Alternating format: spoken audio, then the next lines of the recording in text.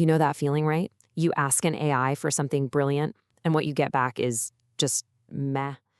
If you've ever felt that frustration, you are in exactly the right place.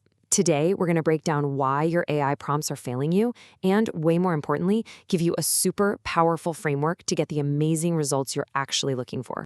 I mean, does this sound familiar? You've got this incredible, powerful tool at your fingertips, but when you ask for a killer marketing strategy, it spits out something that feels like it's from 10 years ago.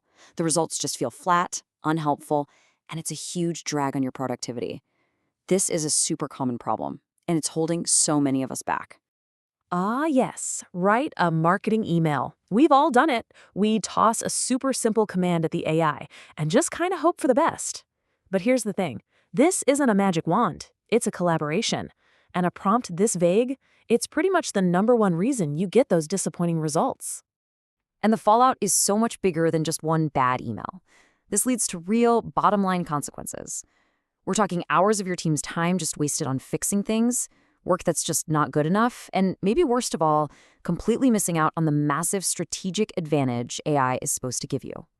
Okay, so how do we fix this whole mess? Here's our game plan. We're going to start by really digging into the problem. Then we'll shift our thinking to a more strategic approach, and I'll give you a framework you can use over and over. We'll even see it in action, give you a checklist, and wrap up by looking at why this skill is becoming so incredibly important.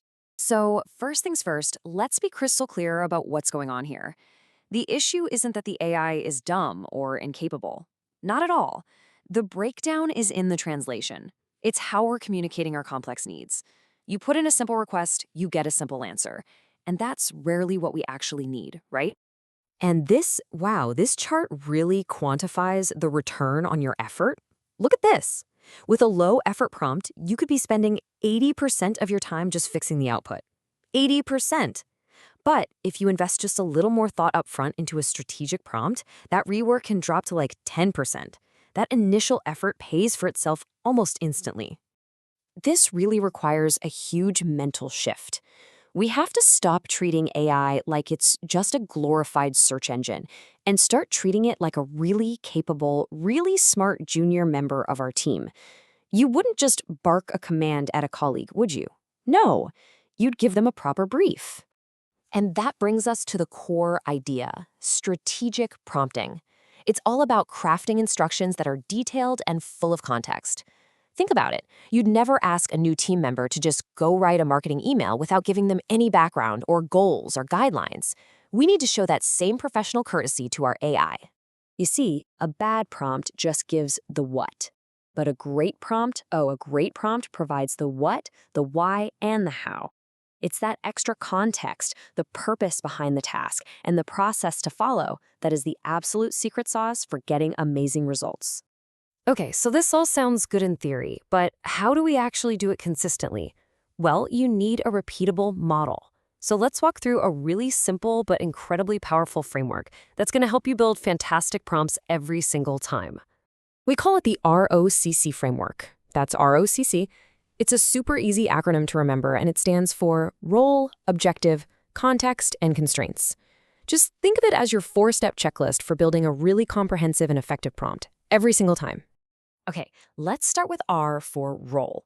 And trust me, this one little step is a total game changer. When you tell the AI you are a senior copywriter, you're not just being creative. You're actually telling it which part of its massive brain to use and what kind of perspective to take. This one step alone can instantly make the response so much better.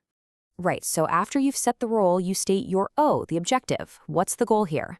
Then you give it the C, for context, all the background info it needs. And that brings us to the second C, constraints. This is where you save yourself from a ton of painful editing later. By setting clear rules like word count or tone or asking for in bullet points, you make sure the final output is structured in a way that you can use right away. Theory is one thing, but let's see how this actually works in the real world. We're going to do a little before and after comparison to show you just how powerful this ROCC framework really is. So look at the left. That's our classic vague prompts. It gives the AI almost nothing to go on. But now, look at the right. You can see every single piece of the ROCVAG framework in there. We've gone from total confusion to absolute clarity.